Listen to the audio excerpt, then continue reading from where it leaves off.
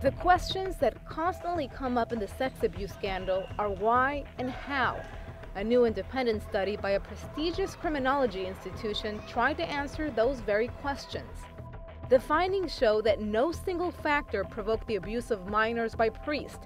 It wasn't caused by mandatory celibacy or homosexuality. To understand why the abuse happened and how it can be prevented, the U.S. Conference of Catholic Bishops hired the John Jay College of Criminal Justice of the City University of New York. The study focused on cases that happened between 1950 and 2010. The 5-year study shows the abuse peaked in the 1960s and 1970s, when the country was going through a sexual revolution. It was this factor which mostly influenced offending priests.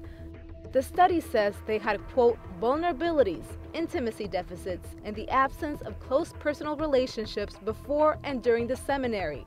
It also shows that many of the abusers grew up in families where sexuality was never discussed. According to the research, offenders mostly chose to victimize boys because they had more access to them, not necessarily because they were gay.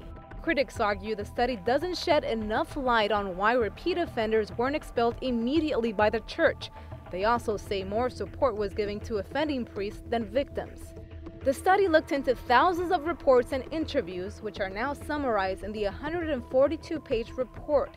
It shows that only 5% of the clergy were credibly accused.